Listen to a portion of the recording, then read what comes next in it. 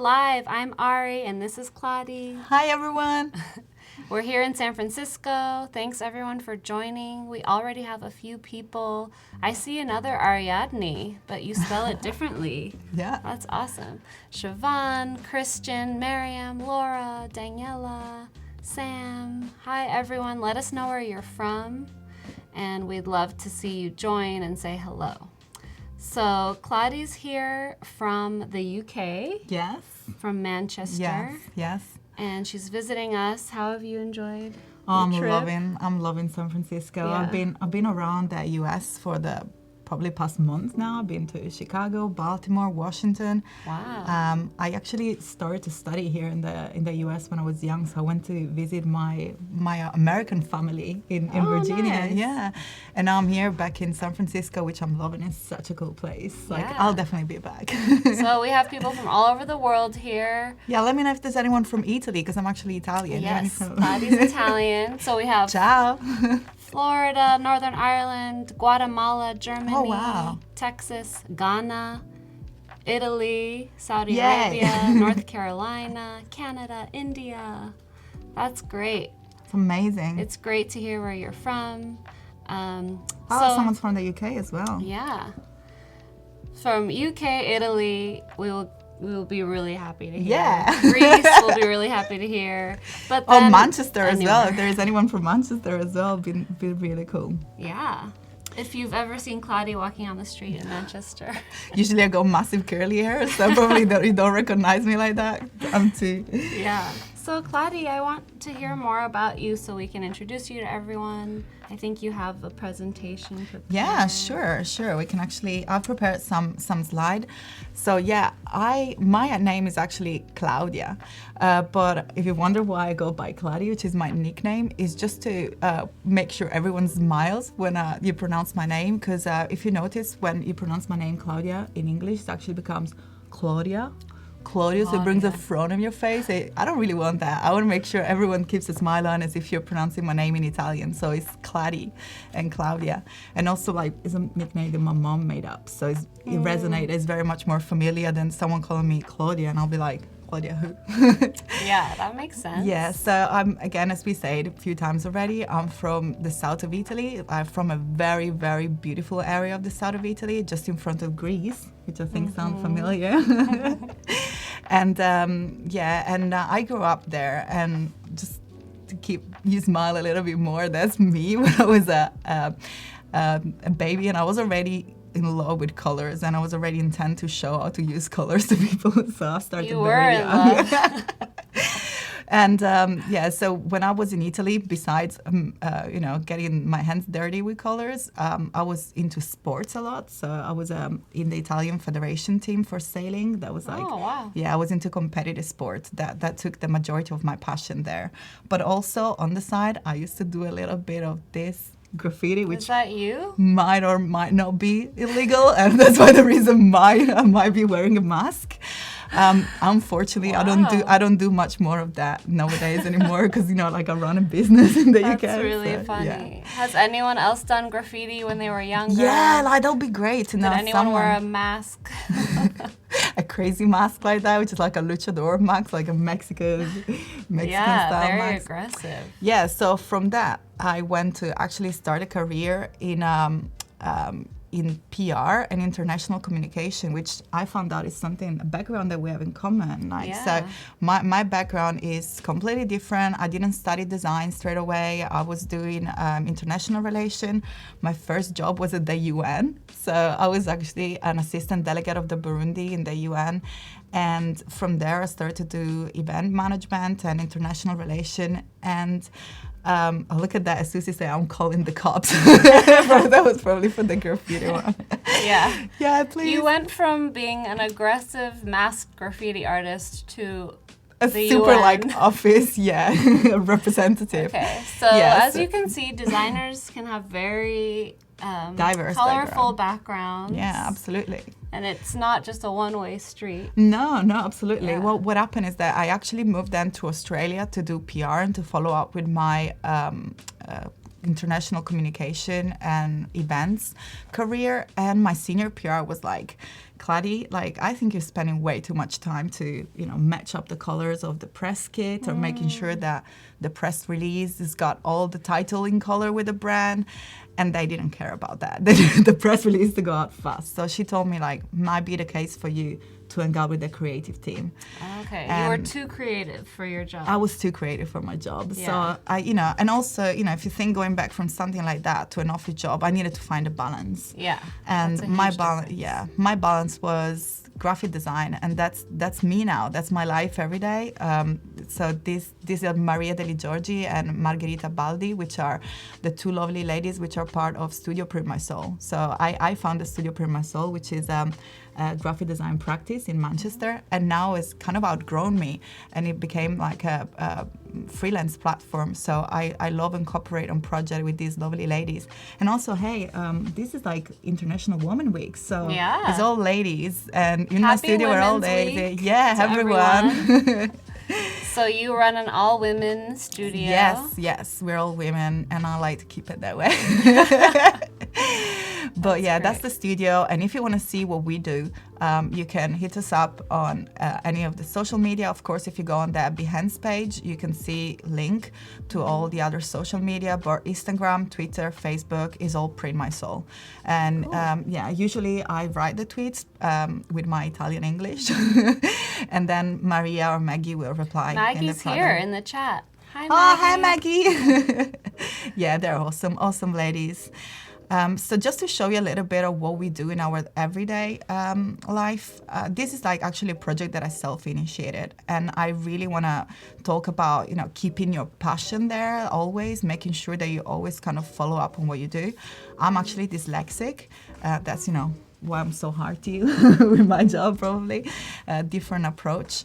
And what I did here, I was actually studying my dyslexia and researching in my dyslexia, and I actually came across some principle for perception. One of them is proximity, which explains you how shapes put together allow you to perceive letters. So you can see in this typeface, you just got different shapes, but you can read them as letter. So that was part of my studies. And here we go, my graffiti background is still there. So I won't be able to do like big walls, but I try to find legal spots where you can still kind of use the wall to create art. And I just use it as, sketches. So that was my sketch up there.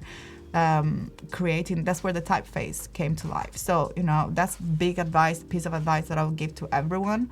No matter how, diverse or out of the box your background is, make sure that you follow your passion. Like, as long as you're connected with your passion, you'll be able to develop your project. And that's what happened there. And also like transformed into an installation as well. But moving forward to our like bread and butter every day is pretty much brand identity, which is the topic that we're going to introduce today. That's what we do. So we work with a lot of small, medium business, artists, and we help to bring their vision into life, into a visual identity. And, like a funny story is like with my clients, I see such a huge difference. When you're going to start to work with clients, you'll actually be able to see. I'm just talking like when I started. I had a few clients that came with their spreadsheets, and they were running around trying to pull their pens up, and they were so worried and concerned. And you can tell that they were actually putting their life into their business. Yeah. But they didn't feel refined, they didn't feel professional. So when they come and ask our help to develop a brand that will represent it, about like 4 months down the line, when everything is done, when put the sign up and they got their logo and they've got their t-shirt with their new branding on, they walk different. So their shoulders are back, their chin is up, they're like super proud of who they are, and the reason, and they feel represented in a very professional way. So they actually feel that all the artwork that they've put into their business is actually recognized and is refined. So I think that's very rewarding as because you actually feel that you're empowering people to feel good about what they do and feel represented. And even if they're startups or small businesses, they feel like they can compete in the market. Mm-hmm. So I think that's probably one of the reasons why I started Printmysoul, because I wanted to make professional graphic design available to everyone, not only to big brands. Because I think there are so many small businesses that actually, deserve to be promoted and to communicate in a professional way. Talking about brands, also, I want to make sure that you guys are aware that when we're going to show a lot of stationery, a lot of prints, but nowadays is a lot about digital. So I found a lot, you need to be aware that your branding is going to go everywhere. So in this case, we actually have to put it on a hair dryer or, on a brush, but also iPads and mobile. So that's something to bear in mind when you build a brand. Make sure that you remember that it can be shrinked, it can be enlarged, it can be used in a digital way, or maybe on a header on a website. So you always need to bear in mind to keep different elements into it. So you can, or also on some garments. So it needs to be flexible and it needs to be ready to be used everywhere, because you don't want printers or other companies to tweak the logo, because majority of no. You don't want that. Trust me. You will learn from experience that you gotta be ready with your I files. have to say we were corrected. It's International Women's Month. And Women's it's not only History the week. Month. Oh wow. We should just say it's all the time. Yes. It was a day, it's a week, it's a month. Yes. But well, we're this week will be celebrating all ladies women anyway. right now for sure. Yes, absolutely. And this week we are all ladies on the chat, on the live streams. So stay tuned. The rest of the day we have 2 more streams. It's all women, all creative women, and branding, identity, and graphic design. So there's plenty more to stay tuned for. And also, for those of you that are just joining, make sure that you tune into the Photoshop Daily Challenge. So we have a new challenge this week, and Kathleen was just live right before us, and she designed a game night flyer. And that's your challenge for today. Oh, wow. I really look forward to see them. Yeah, so everyone has the opportunity. If you go on the challenge tab right above the chat here on Behance Live, you'll see all the information, and we'll be looking at your challenge submissions. So together. Exciting. I really look forward to see. You guys better submit your work, because I really want to see what you come up with. You better. That's so British. It just came out. I'm Italian, but I'm suddenly British straight away. I think 6 years in Manchester did change You do have a lot of British in your accent now.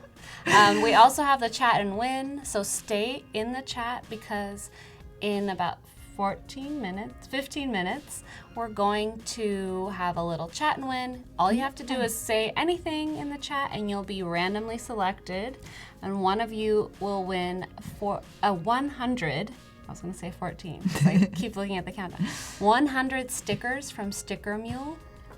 I was actually one of the winners here. Oh, really? Yeah, I think when Narcis Ramirez was doing his live, I was like, where are you from? Italy.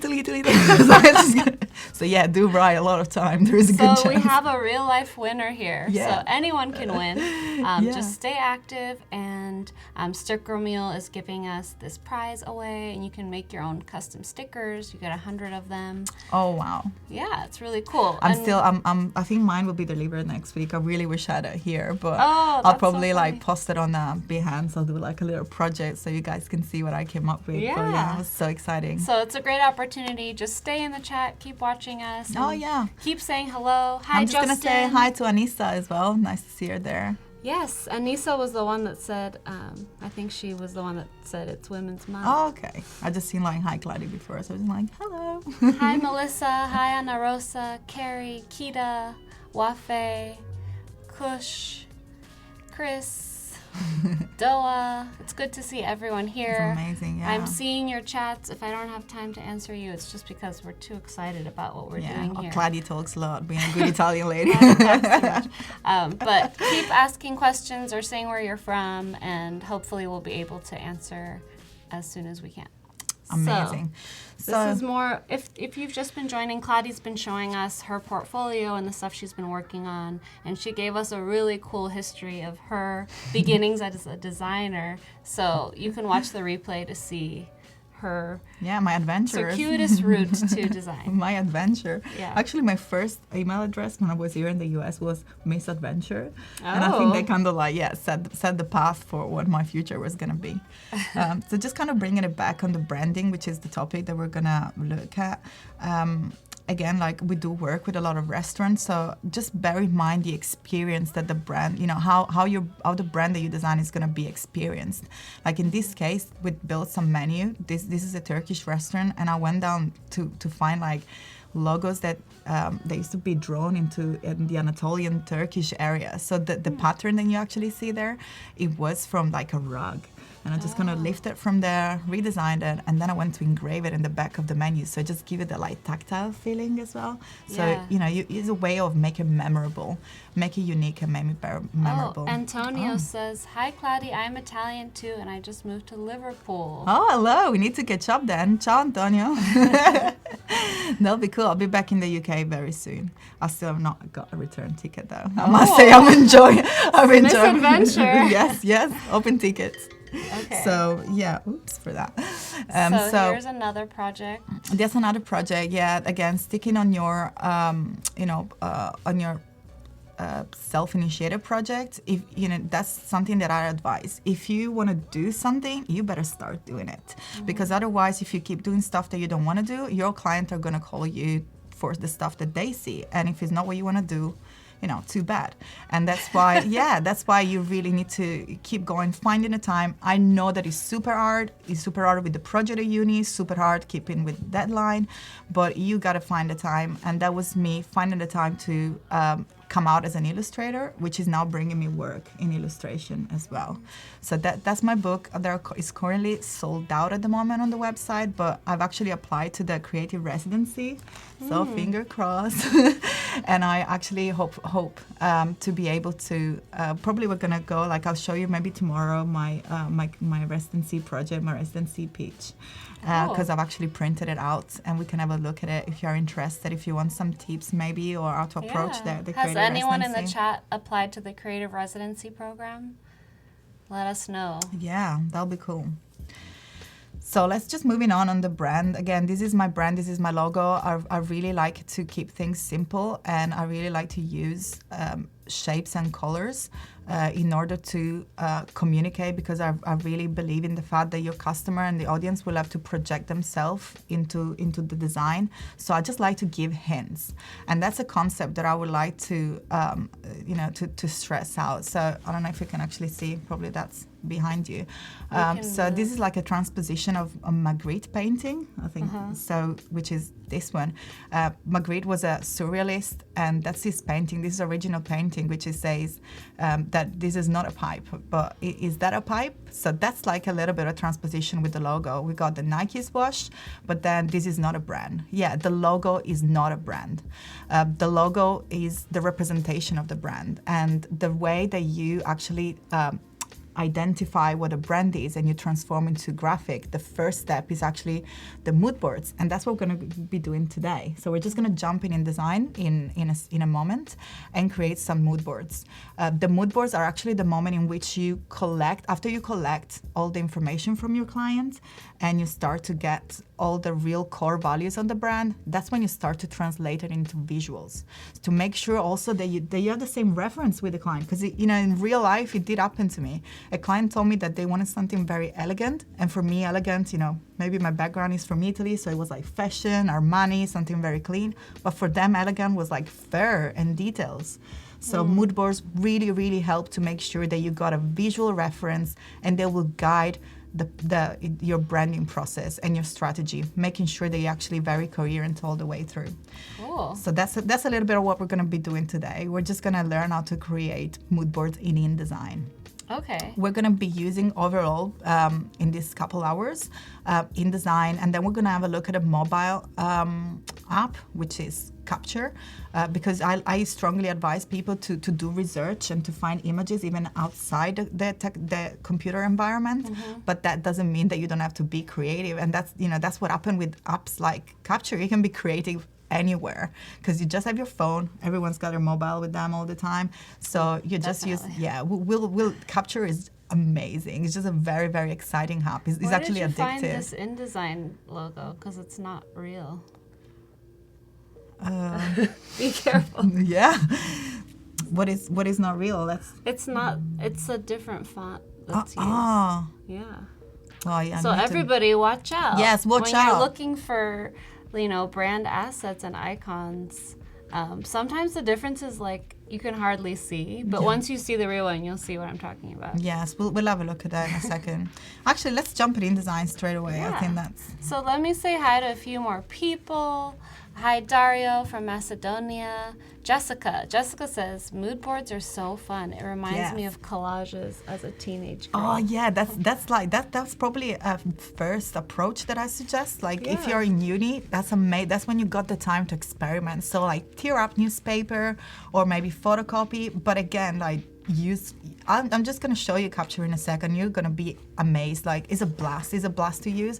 You can get color palette. Actually, you don't have to ruin your pretty books because I collect design books and I'm always like, oh my gosh, I really want to grab the color or the font. So how do you reference that? You will have to like take a picture or tear a page and scan it. Now with Capture, you can get the font, the color palette straight away and in your library and in the design. Oh my God, I'm gonna show you. I'm so excited about Capture. It's like a really, really cool app. Nice.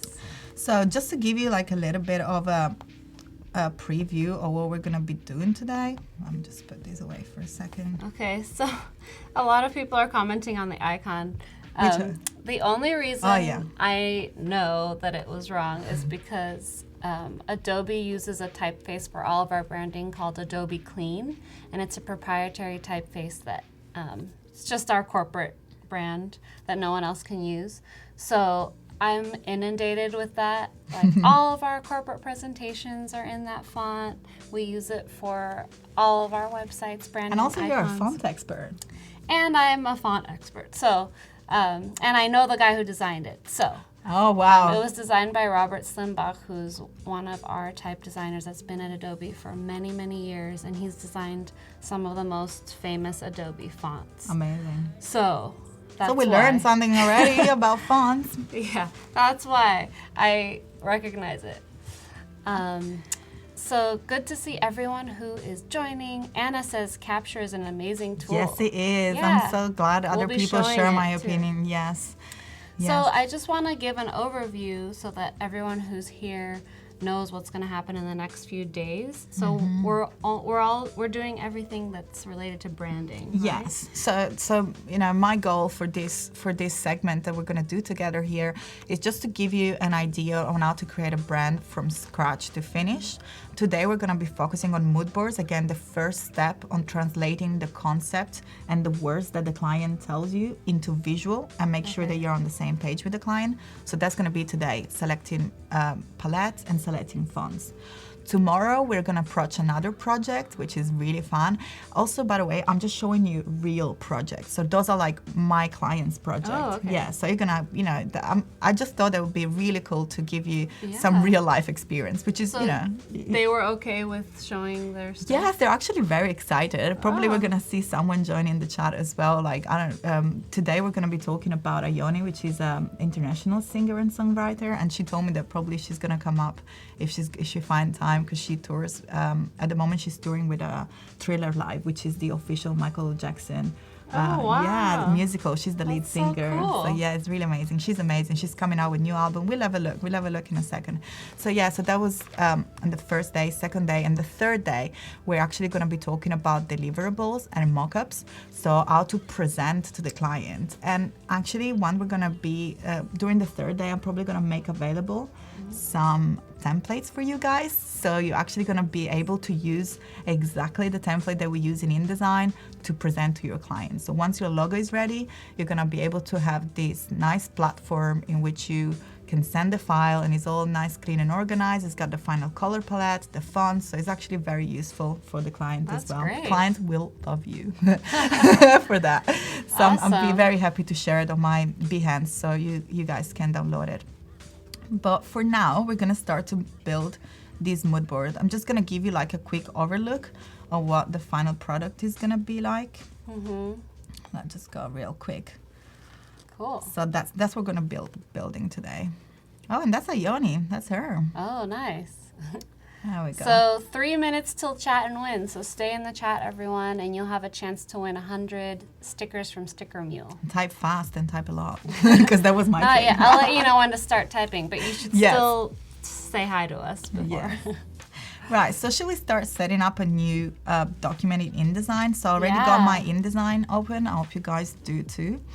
I usually just go, because we're already in InDesign, I would just usually go with Command N to bring up that new document windows.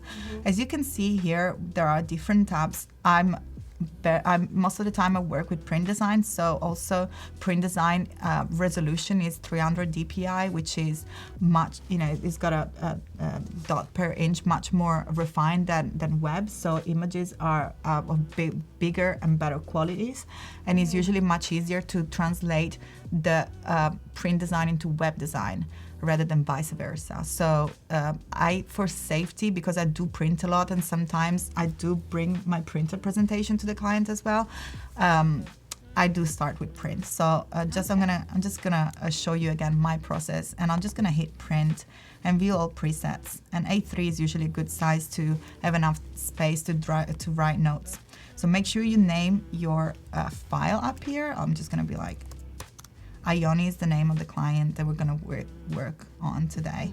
So, hi everyone. Hi Louisa. Hi Dee. Hi Amber. So nice Amber, the templates aren't here yet, so she'll be sharing them on the third day. Yeah, right? on the third day. So on Thursday. Yes.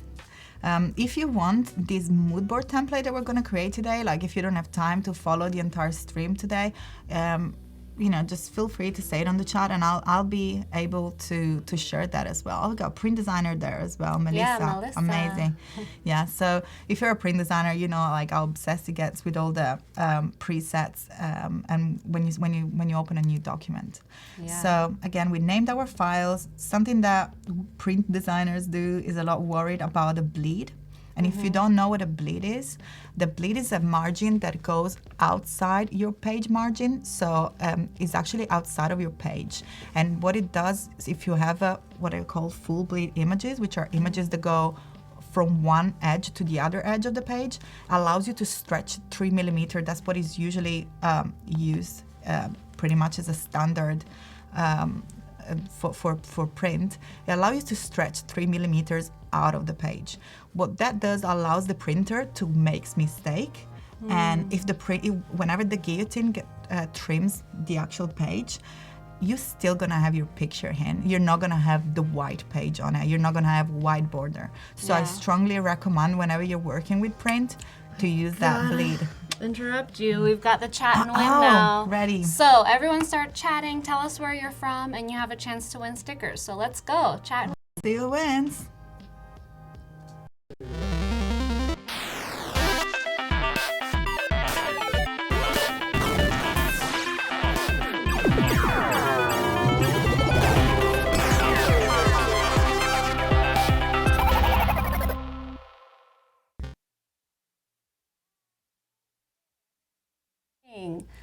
Let's see. Wendy's from Canada. Brian's from Chicago. Toronto, Denver, Colorado. Slovakia as well. Slovakia, India. We have a couple people from India.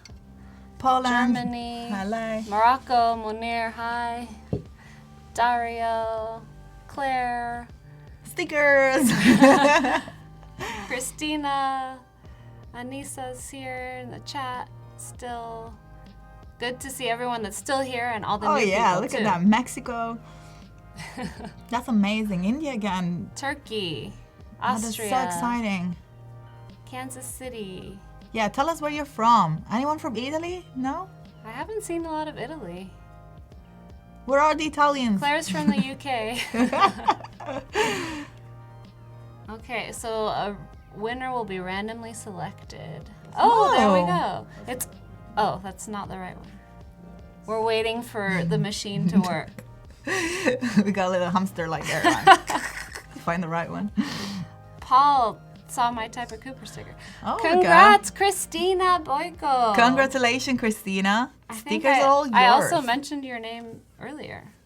So, Christina, tell us what kind of stickers you're going to make.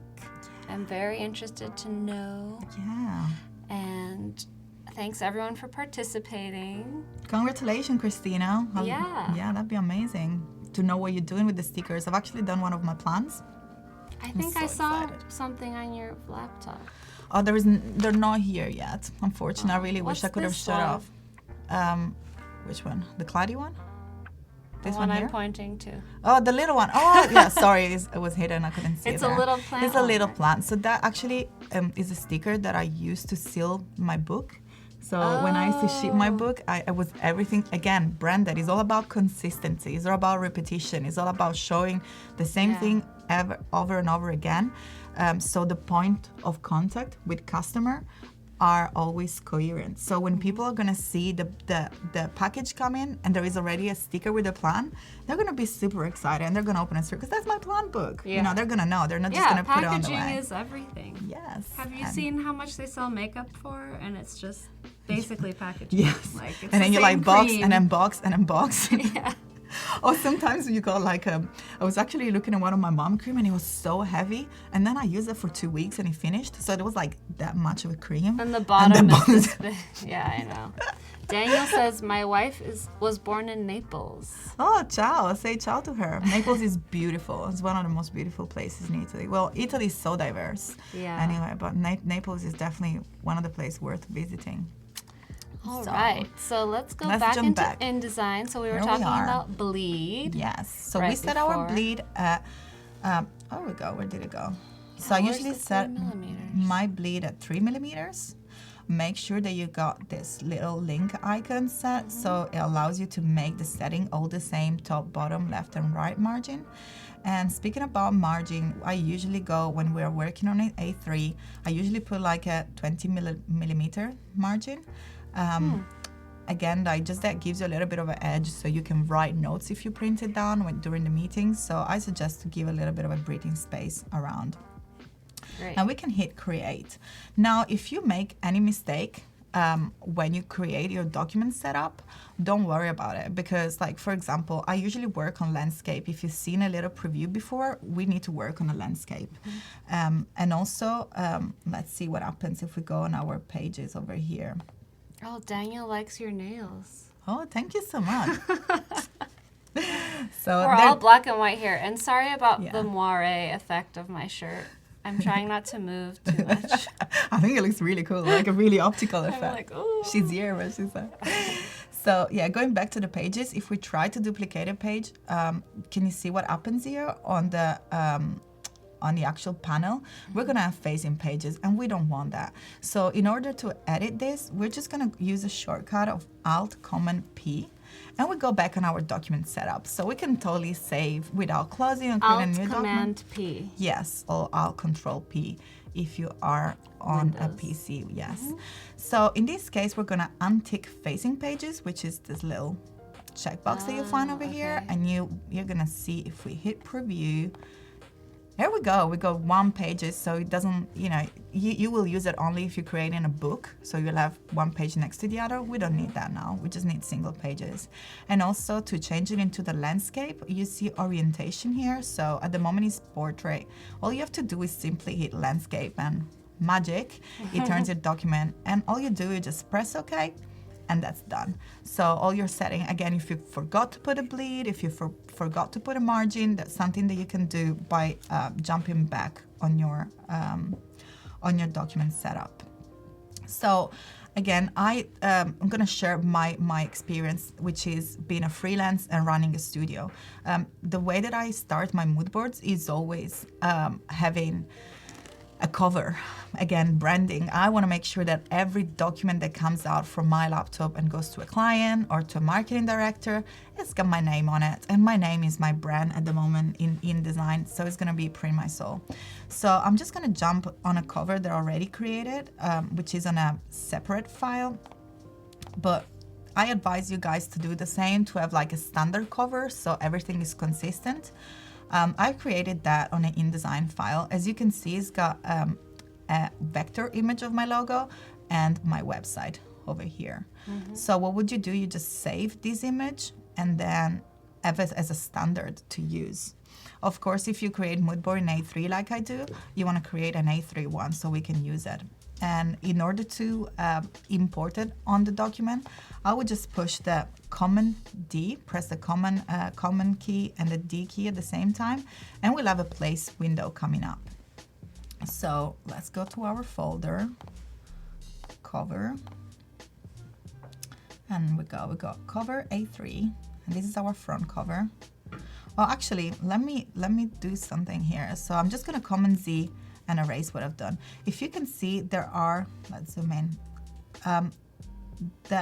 the beginning, the origin of the bleed here, the red line. If you actually match your arrow into the very top left and you click, the image is going to be aligned straight away, so you don't have to waste time. Yeah, that's so a nice little tip. That's really cool. So you don't have to love waste time aligning and playing around. Okay. And look what happened here. I'm actually put that on page 2. We don't want that. Oops. So here we go. We're just going to drag from the page panel. I don't know if you see what I've done here. Can you see the little line there? So you can actually click and drag the page and put it before, and here we go back on the first page. Awesome. So just to keep in brand as well, something that I like doing is to keep my little logo there on the page. So making sure that each page is marked with my logo. And what I will do there, I'm just gonna copy from here the image. So this is the little logo that I created on Illustrator. And what we're gonna do, we're gonna go on our document. So I'm just gonna copy it from here, the element. We're gonna go on our Ioni moodboard, new document, and we're gonna hit the master page. This one here on the left. If you double click on the master, you're gonna have a new page showing up, which is a page in which you can put styles that then you can apply to any of your pages. So even if you have like page numbers, this is the place where you are just gonna put your reference, and that will be repeated on each page in which the master is applied. So a cool trick is in this case, I'm just gonna paste it into place with a Shift Alt Command and V. Oh, that was one page, so that actually didn't happen right. We can do it manually. I'm just gonna drag it on top of the margin over here. So as you can see, probably let's zoom in a little bit. Easier in the margin. If we go back on our pages, you can see that the logo is there. And if we start and if we copy new pages, it's gonna be there. On every single new page that we're gonna create, the logo is there. Great. But that's a little trick that I'm gonna give you. If you're gonna put an image on top of here, let's have a look. Let's just go on our moodboard, just grab an image and drag it into our file. If we place it, if you see, like if we zoom in, it's actually gonna cover the logo. And I don't want that because I want my logo always to be on top of everything. So what I'm gonna do, I'm just gonna go back on my master, and I'm gonna select my logo and Command C, copy it. And then I'm gonna go on my layers. I'm gonna create a new layer and call it master. It will automatically go on top of the other layer, but if for whatever reason doesn't, make sure you put this as the first layer on top of everyone else. And I'm just gonna call it master and press OK. So then I'm gonna, again, with my item, I'm gonna copy it and delete it. And then make sure that I'm on the master layer, and I'm gonna paste it into place again with the shortcut Shift Alt Command V. And if you can see, like it changed color, now it's red because we are on the red master. If you go back on the pages, let's see where was the image, and now we put this image on top. As magic, here we go, we have the image under the logo. So now your logo is gonna stay on top of everything else. I think that's a really cool tip, to use master and to make sure that elements are always aligned on top of other images. When you're using your logo, do you ever need to use it in black and white? Because you have colors in it. Yeah, I do like a black and white version. We're gonna see probably on day 2 or maybe in day 3 when we're gonna have a finalized logo. We're gonna design in different options for the client. So again, as I was saying before, not only in terms of size, but thank you for bringing it up. That's actually like a very, very important thing to remember. We have to actually remember that, for example, for the t-shirt, we can have a black t-shirt or a white t-shirt, and we need to make sure that there is enough contrast so the logo is visible. So we're definitely gonna do that. Once the logo is finished, I always start designing in black and white and then do color version. And then when the client approves it, I'm just gonna give them as much option as possible. Remember, the more you design in advance, the less chance that someone else is gonna put a hand on your logo. So yeah, just think ahead all the option. And what Ari mentioned, like having a black version as well, it's something that is really important to keep in mind. We're going to select and delete this image at the moment because we don't need it straight away. So here we are. We got our front cover with our little logo, and we got some pages already with our logo standing there. So assuming that we have already done a beautiful research and found a lot of images, what I usually put in here is the core value of the client. Now, just to save time here, I've prepared that already, and also this is also very personal to the client.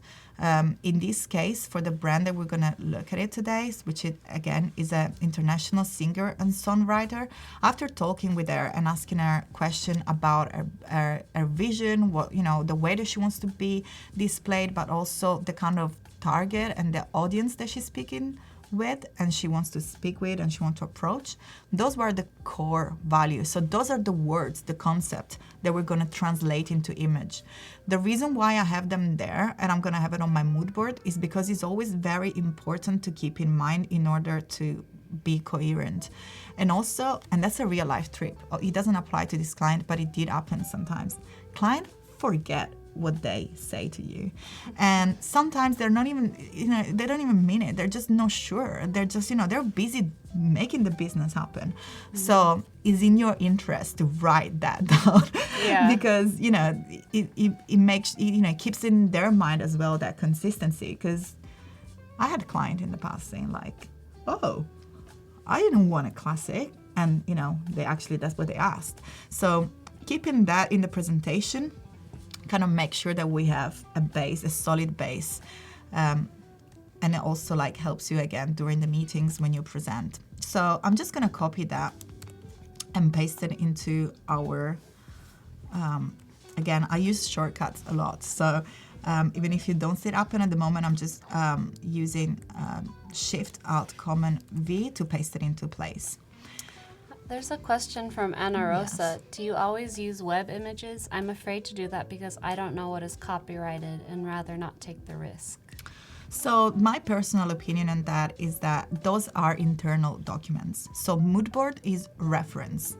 I use image for the web. We're going to use image from Adobe stock, which it comes with a watermark. But again, the whole purpose here is to create a general look and feel, to have a visual guide of the kind of style that we're going for, to have a constant inspiration that we are anchored to.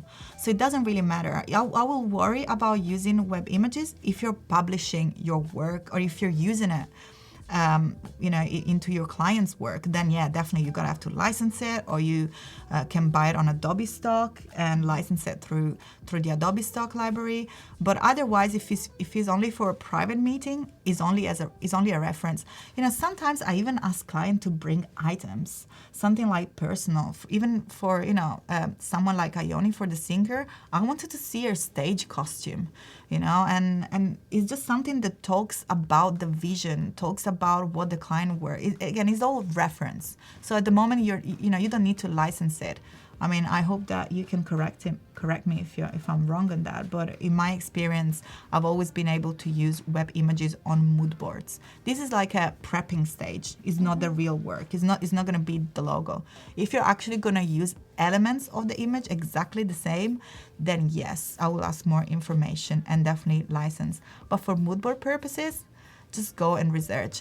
And again, like, using Capture, actually we can jump on Capture real quick. Maybe it's like a good time to have an idea, because with Capture you can actually avoid the internet research and you can actually see in real life. Yeah. So let's see. So I'll take this time to mention our challenge review. So those of you who were here earlier on the stream saw Kathleen. She was introducing today's Photoshop Daily Challenge, and it was to create a game night invitation. And it was really cool. It was like a VR game night. For those of you that didn't see it, you can watch the replay. And we are accepting your submissions. We're going to be reviewing them and giving you our feedback. So you can have Kladi look at your design. All you have to do is submit it in the next 40-ish minutes. Mm-hmm. And the instructions are in the challenge tab right above the chat here on Behance. I really look forward to see your design. It's so exciting. Yeah. I actually find it so inspiring, even when I teach in college or like I find it so inspiring to see what people experiment on, because I think that's, you know, that's your time to create something new. I do follow a lot of this live myself, and probably Photoshop is one of the apps that I use less. And I was watching the other Photoshop week, I think it was last month, and I learned so much. And actually, you know, one of my projects that I've done, which I submitted during a live, it actually got me like some client works, and it was just brand new experimentation. It in me, forces so, you to do something you wouldn't normally do, and most of the challenges are really simple once you know what the steps are, and Kathleen takes you through all the steps. So it's a great way to get your skills up to par. Okay, so now we have your mobile Yes, so showing. So don't no one don't text her. text me, please. I tried to put my notification off, but let's have a look. So yeah, we're gonna use Capture again in a little bit, but because of the question came up, I thought it was relevant to jump into it at the moment.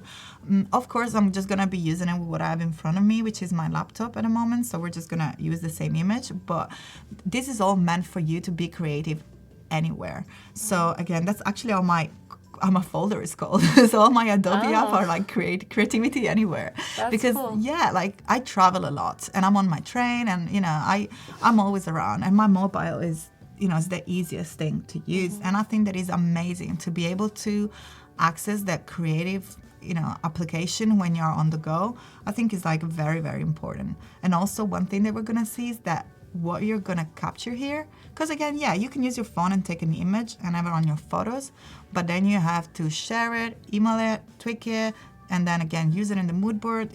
Used to take ages. Nowadays with Capture, you're gonna have your assets straight into the library, which is really, really amazing. So let's go and enter the Adobe Capture app, which I believe is free if you have an Adobe account. It's a free app. Yeah, so it's totally addictive and it's a blast to use. As you can see, we have different way to use it. Oh, I think I got like, you can see where my that's finger cool. go here. Yeah. So yeah, we can, you know, you can use it to capture materials, which is not where we're interested. We're gonna do type in a little bit, which is again super amazing tool. Shapes, which allows you to capture vector. So we got that's a sticker from my friend Stina Jones. It's a really, really amazing illustrator based in Manchester. So you'll be able to actually capture this image, and the outline that you see can go straight in InDesign as a vector. So this is really amazing. I don't know, do we have time to do a little demo of the vector as well, do you think? It's up to you. Let's have a So look. we have about an hour left. Yeah, let's have a look. I just think that is so awesome what you can do. That is definitely worth having a look. Yeah. They're asking if it's free. Yes, Capture is free. Go on your App Store, or I guess Google Play on Android. Adobe Capture. So it's materials for 3D design, type for capturing and finding similar fonts, shapes for what she's doing right now. Yeah, and then we got colors. Colors, patterns, brushes. You can make your own brushes. So you get live palette making, whatever you pointed at. So imagine you're in the street and you see a billboard, or maybe like an outfit. You see someone and their outfit is so amazing. So you just want to capture the color. Again, You're all you have like, to do. excuse me. And they think you're Sorry. taking a picture of them, Yeah, and they're posing. You're like, no, I just want the colors of your Yes, outfit. I'm not even going to show your face. I don't need your face. Yes. No, it's really, really amazing. Can you see like the way that the app actually captures all the colors here? So cool. And then again, you can create patterns, which is so, so nifty. Check this out. It's a beautiful. Wow, that's so really amazing. cool. And this is just my keyboard. Yeah. You can see in the middle, just my keyboard. It looks amazing. Yeah. Maria and again, you can is create. here. Oh, Maria. Ciao, Bella. Yes, Maria. Oh, yeah. Yes. Yes. How do you say it again? Yasu. Yasu Maria. Yeah, we're multilingual here. Greek, Spanish, Italian. How many languages do you speak? 4. Wow. I'm gonna go, like I was really, really wanted to integrate Arabic, but then my hard drive here is just like is full. Your no hard more drive is space. full. No more space You for need to languages. upload to the cloud. Yes, definitely. I wish I could have my CC libraries in my brain. Probably in the future. That's gonna be the future, from the app environment into the bodies. So let's have a look at these shapes, because this is really amazing. I think you guys need to see how I think that it's hard works. because it's like a mirror Let's have a look. It's still it's gonna. reflective. Let's see. So if you. If you hold it right above and don't angle Let's your see. phone, maybe. Oh.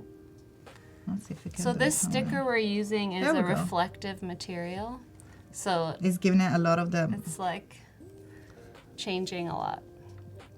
Well, we can use that like that, as long as you get a bit of the outline, or maybe we can move and go to the Adobe That's logo. much easier. Yeah, that's probably easier. So I got the Adobe logo on my laptop. So what I'm gonna do, I'm just gonna point. I'm pointing. Oh, amazing. Yeah. I'm just gonna point my phone onto it, and I'm just gonna press the round bottom to take a picture of it. There we go. So once we take a picture, we can actually refine it afterwards. We got here on the left, this is the eraser. So once we click the eraser, you can actually like erase all the part just by You can simply make with it your bigger finger. too. Yeah, so we're just gonna erase the part that we don't need. We can have a bigger eraser, so we're just gonna move faster. Look how easy it is. You can also crop, so it's faster if you just Yeah, crop so the up logo. here you got the crop. So you can just, and then you can rotate it. So you just kind of straight. Perfect. We're ready to amazing. design Adobe products. Yeah. Like fake Adobe products. No, we're not gonna do Don't use it for logos. Yeah, but in general for patterns that you like, and all you gotta do is to save it. that. Yeah, And when you save it it- comes up magically in your apps, in your CC libraries. Yes. It's pretty cool. So if we just open Illustrator real quick. Well, first of all, I think we can, oops. Let's see what happened. Dawn Marie says, it is the best thing. It is awesome and yeah, beyond. it's really awesome. It's really, really She awesome. uses it for color mixes. Yeah, that's so Cool. exciting. It's so exciting to find palettes. We're going to use it for our mood boards as well. So if we're going to go on our CC libraries, it should be on our Ioni. Here we go. There So it it's already is. there. So you can actually place it in your mood board, or you can open it on InDesign. I'm just going to open document real quick just to show you. David says, I'm going to lose so much time on that app. It's addictive. Like, Sanyam it's a is blast. downloading it right now. Yeah, you it's should all really, really download cool. it. I use it all the time. I did a workshop for hand lettering. So I used my brush pen and I did the whole alphabet. Oh, and then I wow. used Capture to capture each letter and then put it in InDesign and took down the opacity so someone Okay. else, when you print it out, can trace Amazing. it. That's so And nice. it was exactly what I had done because I sized it so that when you print it out, it's the same width as the pen. Amazing. So it was so helpful for me. With So Capture, useful. you just take pictures and Yeah, so you don't have to like store it anywhere. It's in your library. and all you do is literally like drag it into your InDesign, and you got a vector here. So look at that. So that's actually a vector. If we go with a common Y to the skeleton of the image, you get the wire, and those are all dots. Of course, it needs a little bit clean up. We just done a really, really quick example for Yeah. you guys to see how it works. We're gonna close that for now and It's don't a save it. distressed Adobe logo. Yes, very distressed. It's like a But yeah. graffiti art Adobe. And again, if you don't need that anymore, you can just press Control or right click, and then you can just delete it from your library, and that's gone. Nice. So going back to the question, and I remember we asked the question regarding taking picture of mood boards. Again, what you can do is just taking picture with Capture, and then they will just go on your library. So that's very, very useful too. We're gonna go back into the app in a second because we're gonna use the type. So let's go back on our mood board here. All right, so So- for those of you that didn't see the whole stream, you can always watch the replay, but we're talking about creating a mood board for a client. Yes. Your first point of contact when you're establishing what they want. Yeah, translating all this corporate objective and the visual, the vision of your clients, their soul. That's why my business is called Printmysoul, by the way, because it's all about capturing the soul and marking it in a visual way. So this is the very starting point in which you start from this concept, from these words, and we're gonna translate it into images. I usually split my mood boards in main different topics, and that's how, just for good housekeeping, keep my folders in my mood board. So here we go. You can see here like Your look folders and feel. are so organized. I'm a bit of like OCD. It's so not like, I don't know if it comes across Look yet. and feel version 1, final 2, 3. No, we don't like final 1, 2, 3. I usually, actually, that's probably like an advisor question that I get a lot from students, how to avoid final 1, final 2. So I usually use dates.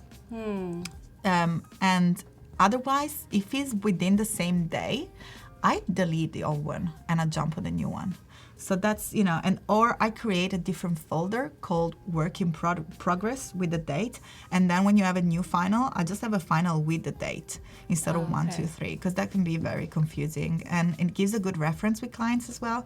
Because bear in mind, like clients, if you're not organized, clients are not going to be organized for you. That's why I strongly promote starting to be OCD like I am, because it just turns out to be useful.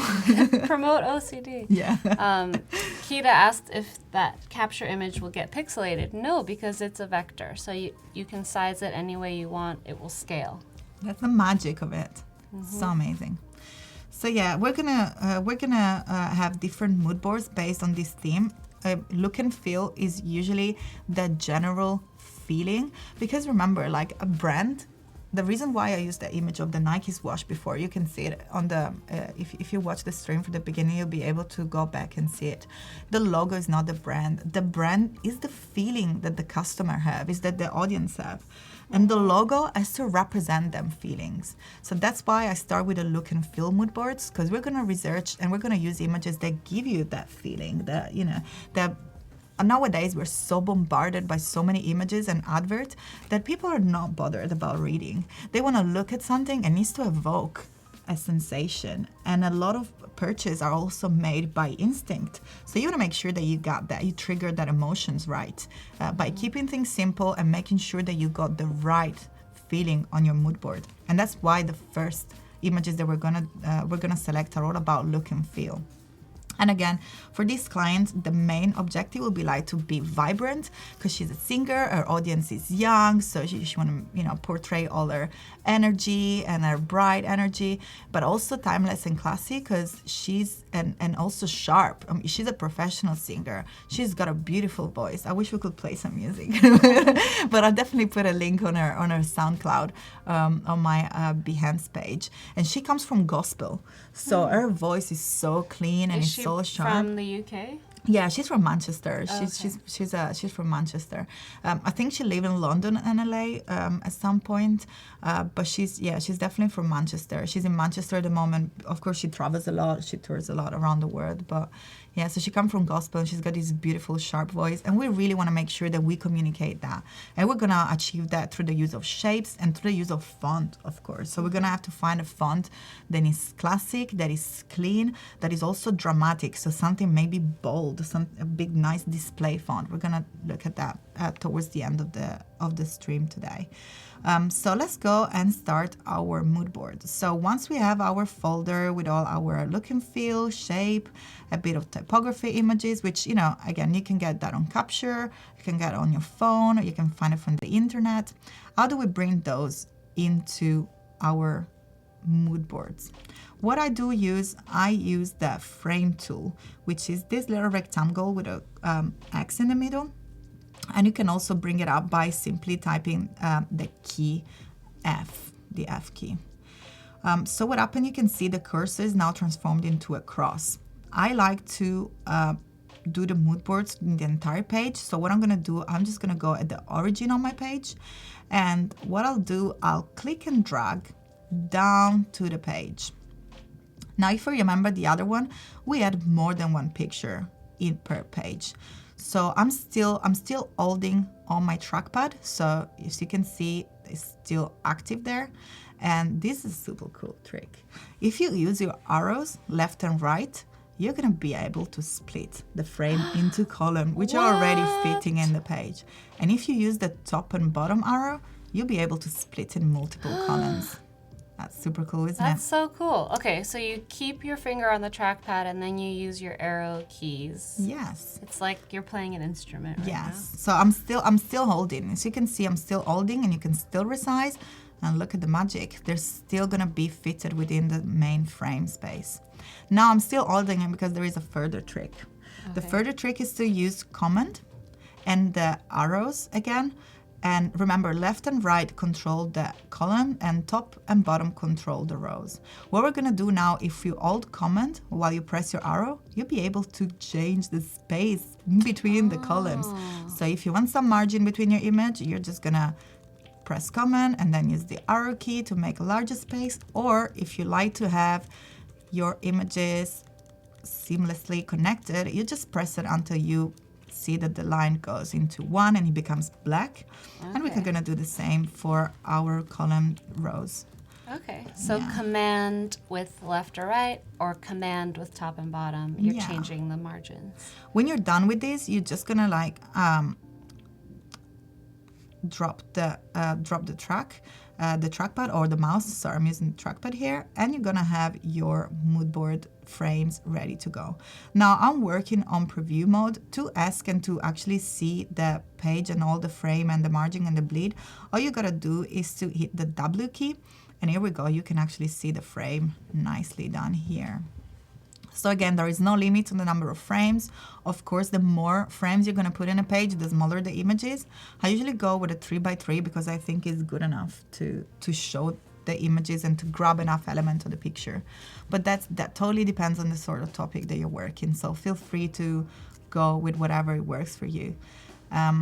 Now, what I usually do, because I like to use the same per each page, I'm just gonna copy and paste it into the next page as well, probably in the next one as well. So we're gonna have over and over again the same structure. Everyone loves your tip. Yeah. Eric is enlightened. Melissa says, awesome tip. Helmut, great trick. Oh, I'm glad. I'm glad InDesign is my less strong skill. I just use it when I go to print. Yeah, you can do a lot of cool things with InDesign. So, and I've seen a lot of people doing mood boards in Illustrator and Photoshop, which is super cool. But again, I'm a print designer, so I'm just here to show you my practice. So it's nice to learn new things as well. So that's, I think, is a really, really cool trick. And there is more coming. We got more exciting stuff.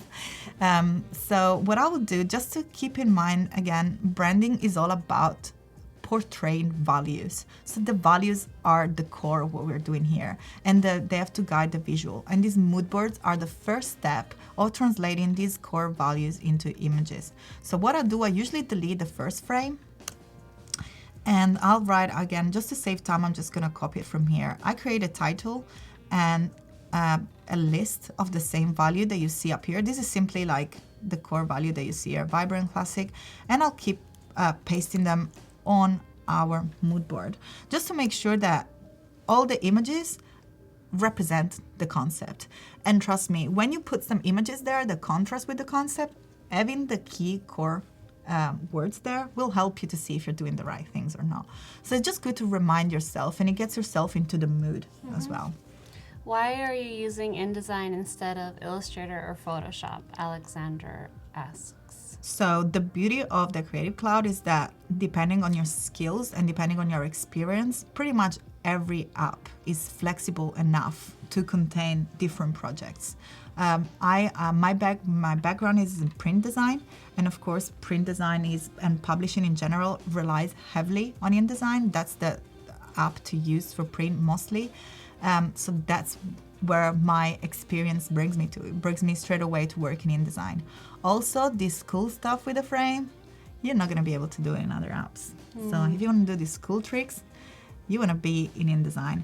And also, it was Alexandra, yeah. Or Alexandre. Alexandre. Alexandre. I don't know. Sorry if we're distorting your name. I know how that feels. I didn't read it right at the beginning. Yeah, we all know. So something cool is gonna happen here. I'm just gonna press the W key so we go into the frame again. There is a new feature of this InDesign 2019, which relies on Adobe Sensei, which is the artificial intelligence behind the Adobe products, which is amazing. And again, is a new feature of InDesign. And that's probably another good reason to use InDesign to do mood boards, because mood board is all about showing images and putting a collage of images together. So what we're gonna do is select Command D to place the images, and we're doing look and feel first. So let's go back on our mood boards, import, and and look and feel, and we'll select all the images in our folder and press open. So now you'll see we got all the images loaded. You got a little parenthesis which tells you the number of images.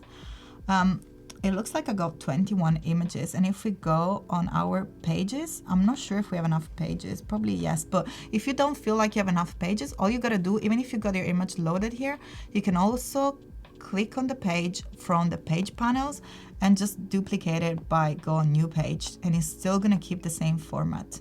So yeah, I just made some more just to make sure that when we go and place them, we have enough images. So what I'm gonna do with the image selected, I'm gonna click into the frame, into the center of the frame, and as magic, we got the image right there. So I'm just gonna go ahead and place all of those real quick. And if you can see, even if the images are bigger or a different size from the actual frame, Adobe Sensei, with this new feature called Content Aware, is already finding the interesting, oops, like look what happened here. I've actually made a mistake. I made it out of frame. If that happened to you, don't worry, just hit Command Z and it'll go back in the loader. So you can go back and click it again. Also, okay, so it's finding the most relevant part of the picture and putting it in that frame. We're gonna see in a minute how to activate that option, because you can actually make it by default. I do use InDesign with a lot of images, so that saves me so much time. In the past, I had to put an image in and then have to remove it. This could take you around. hours if you don't use these frames. Because you can see, like in here, let's get this JLo picture. They're all different Yeah, sizes. can you see like this brown frame over here? That's where the image is. So in the past, you'd be like, probably have, something not relevant, which is like her shoes. We don't really want to look at that. We were looking at her face and her hair. That's what we needed. This is the interesting bit. So, we would have enlarged. Oh, by the way, that's something really cool that you can do with your trackpad. You can use it as if it's a screen. So if you actually pinch in and out, look what happened. Yeah. You'd actually zoom into the picture. Look at that. That's so nice.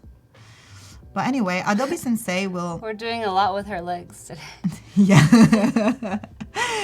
So Adobe Sensei will automatically bring the content into the most interesting part. Let's see how you can activate that. To activate the content aware new feature of InDesign 2019, all you have to do is go in InDesign panel and then preferences. I think that if you got a PC that's on the edit menu, don't quote me on that, but that's maybe where you want to look at for your preferences on your PC. And then just hit general. You can also do that by using the shortcut Command K. Will bring your preferences panel up into your screen. If you see at the very bottom of general, there is content aware fit.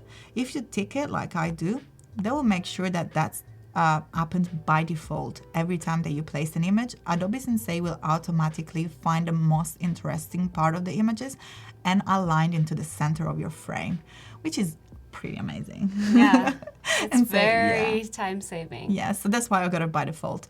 Of course, if you don't want it, and if you want to, feel free not to use it, you just untick that and untick just when it's relevant for you to use that feature. So we have less than 20 minutes left to submit your Photoshop Daily Challenge for Kladi to see. If you submit it after that timeline, the next stream will review it. So no worries if you don't have time, that's fine. It's all about your own exploration and learning. So we're not gonna say you have to submit it now. You can submit it now and later, so you can have like a little bit. If you even want some advices now, you can send what you've got done so far, and then we can give you some tips, and then you can submit the final later on as well. Why not? Game the system. Yeah. But submit something for us to see. We only have a couple things so far, so I would love to see more. And if you want more information, just go on the challenge tab above the chat on Behance, and you'll see all the info. And it's about creating an invitation to game night using Photoshop.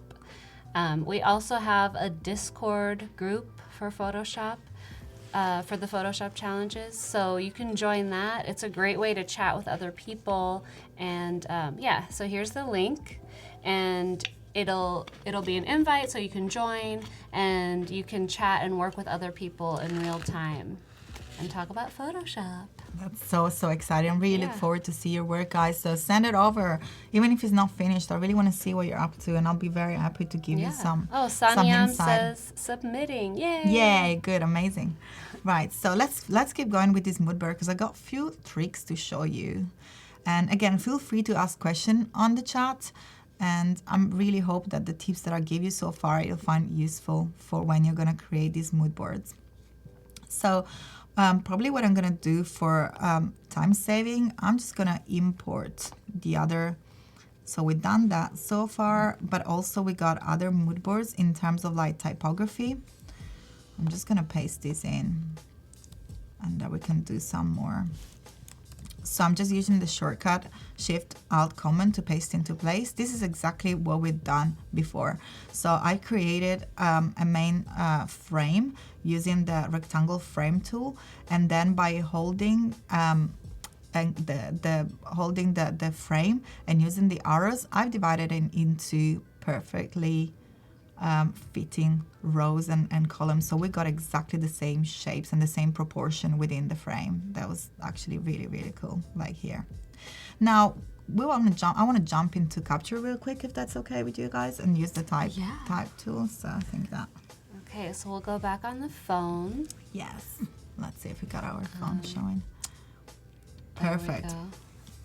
So I'm just gonna hit the type panel, and I'm just going to use my screen just for reference here. But if you can see, like, let's zoom in a bit. We got this font here, which is one of the font in our typography mood board page. I'm going to do what I'm just going to take a picture of it with the type, making sure that the type panel over here is selected. And I'm just going to take a picture of it. As you can see, Adobe Capture straight away recognize what is text, and that's exactly the text that I want. If you have more text on the page, it's going to give you like outline rectangle, and you can just click on the one that you want. In this case, we only got this one, so we're just gonna. And you should only select one line of text. So if you have a paragraph, just make sure only one line is selected. Yes, and then we can hit the tick. And what it's doing is actually looking for font from the Adobe font that actually match the font in my mood board. Isn't that super amazing? Yeah, let's see what happens. Sometimes I'm surprised by the results. So I'm interested. So let's stay on the phone. Okay, let's see what's going to happen. Oh, yeah, that's a pretty good result. Yeah. Okay, so it's staying with Imperial. Imperial's a huge family, so it's just we're giving gonna you find a lot of them. But again, if you want to use any of these fonts and you think that any of those is actually relevant for you, all you gotta do is like select one of them. Yeah. And then save. And what that does, you just put it on your library. So if you're gonna jump back into our InDesign real quick, and we go on our Windows CC libraries, the magic should have already happened. Yeah, so it saves it as a character style that you can then use. That's amazing, isn't it? I think it's loading. Yeah, I think it's taking a second. But it's there. It's there. Here we go. It's there ready to use. Yeah. So that's a really other cool way to use Capture. And bear in mind, like, now I've done it on the screen because that's what I got available, but you can actually do it from everywhere, like a sign on the road or I've used it with signs on the road. I'm like, oh, I really like that. Even if it's not a typeface, maybe it's like a hand-painted thing and you want to see if there's any fonts that are similar, you can just take a picture, and sometimes the results you get will be strange, but sometimes they actually work in a weird way, or they're exactly the same and you're like, wow, how did I've actually done it with this image, which is Bodoni, and I've researched for Bodoni because it's one of the most classic serif typeface, and he actually recognizes a Bodoni straight away. Yeah, that's an easy one because especially if you have like black type on a white background, Capture finds it much easier to do. So that's a good tip if you can possibly get your image to be black on white, that'll be Yeah, your most that'll help. accurate. Also, if you don't have your mobile, or if by whatever reason you don't have, because some people have too much, not enough space for a new app now, there is still a cool way in which you can do the same thing using your laptop. So what you do, you just go on your internet and browser and go on font.adobe.com. Is that correct? Yeah, so it's still available on the browser, even though there isn't like an interface on here. Since we've redesigned the website since October, there used to be, when it was typekit.com, there was a visual search tab. It's not as apparent on this site. But You got a little camera though, so like yeah, if you but click you on can, any image that you drag onto your browser window. Oh, really? Yeah. Oh, just like that? Just Oh, okay. take a screenshot, drag it onto your browser window if you're on Adobe Oh, Fonts. amazing. And it will do that. So let's have a look. Let's try with this. So in my typography folder of images that I've researched, something that I like to do is also have correlate brands. So I like to imagine my client as if they were product. So if my singer was a perfume, what kind of perfume will she be? That's kind of like thoughts that I have. And, I came out with something like maybe Dior, or again, that's where the Versace logo was. And what you do, you just literally upload the logo on. And what it does, it analyzed. Again, is to ask you if that's the right text to analyze. And you press next. And what you can do here, which is even super awesome, so I can actually try the name of my client on straight away. So I'm just going to write Ione and hit next step. And here we go. We actually already have a pretty nice preview. Ooh, it came up with another font now. Yeah, we got many. We And got a Classica, few Acme, additional few. ones, which is nice. So, and all you gotta do is activate these fonts, which is gonna bring them up into your cloud. font menu. Yeah, in your font menu. That's something that is worth mentioning as well. So let's say, for example, that this font over here is something that I want to change because it's not big enough for my mood board. There is not enough contrast with the mood board. That's another amazing new feature of Adobe, of InDesign 2019. I found that super, super useful. Is the new font selector. Probably we're gonna have a deeper look into it tomorrow when we're gonna actually work with a typeface. But it's got so much amazing stuff going on. You can actually if you're blind like I am, you can actually make the sample text bigger, or you can actually filter by classification. So if you want a serif or not serif, this is so cool. I'm just going to show you that in depth tomorrow. I don't want to take too much time for the mood board, so we can finish this up. Yeah. Vlad had a question that I Yeah. just want to address. So he's like, this makes it easier to rip off people's ideas. Not at all. So when you're using Capture or you're using the font similarity tool, you're finding fonts that look similar and can give you the same kind of aesthetic. But it's not finding the same font necessarily, and it's not finding something that will mimic the shapes. It's just finding something in the same genre or same look that you can then use in your own design. Yeah, and that of course then needs to be put together with other elements. That's not what you're going to be using. So again, remember, you need to stay faithful to what your core elements are. And if you end up just copy and pasting something else, you're not sticking to your clients and to your brief.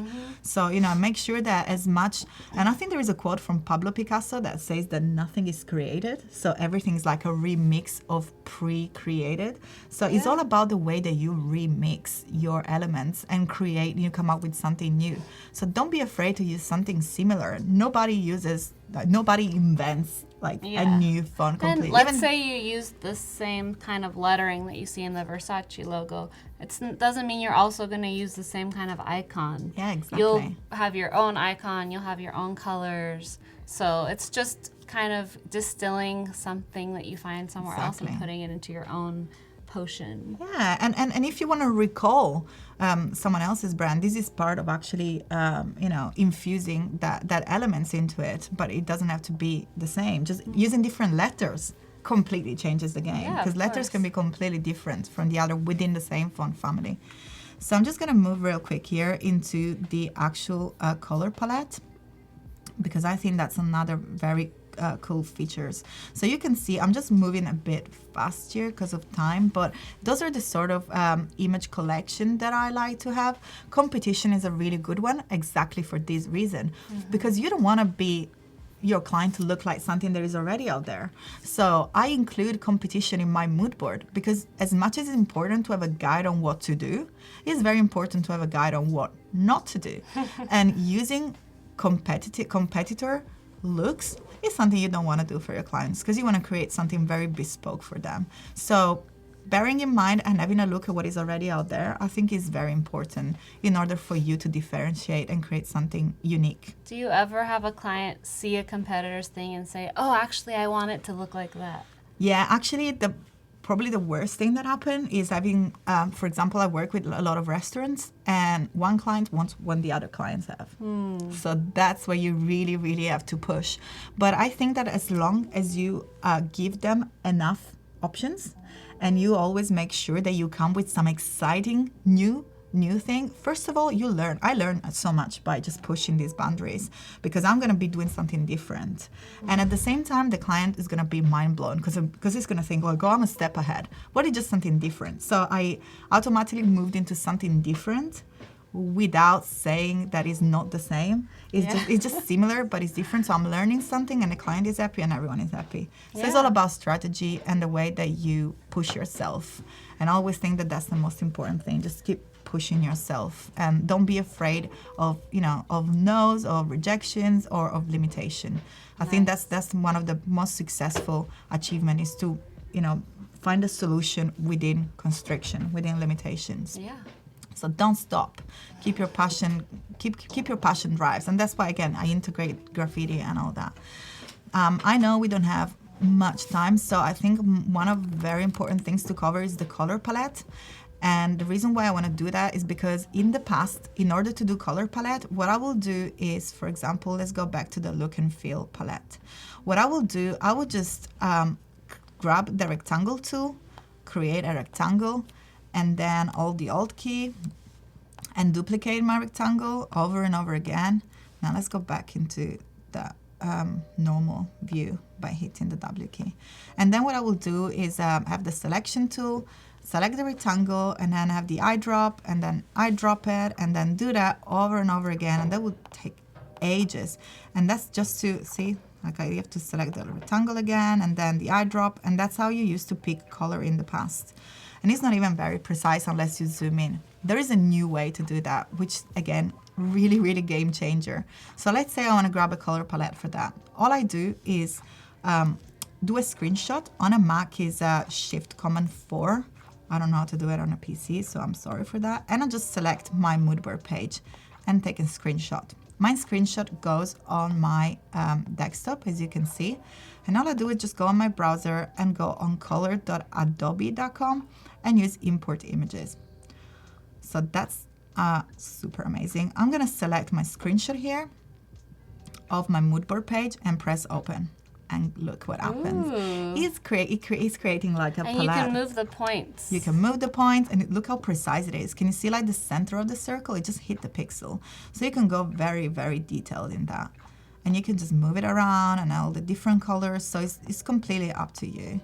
And when you save the color scheme,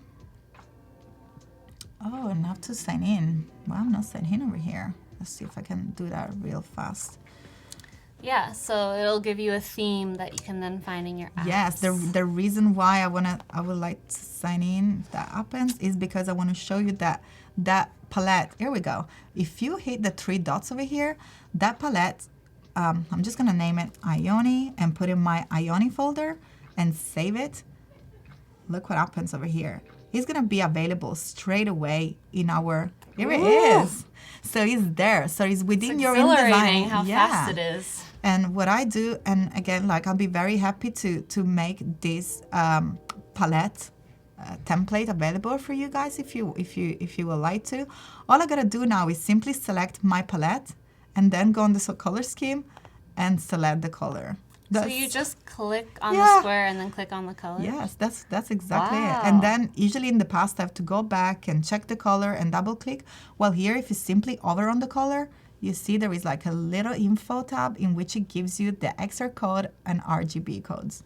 That's Nicholas says, my mind has completely exploded. yeah, that's mind blowing, isn't it? Like such a game changer. So easy. Yeah, it's and you can do it like as many times you want. I've just done one for the fall. So those are basically all the mood board that we created, and those are the color picked through Adobe Color, and they're straight away in your library.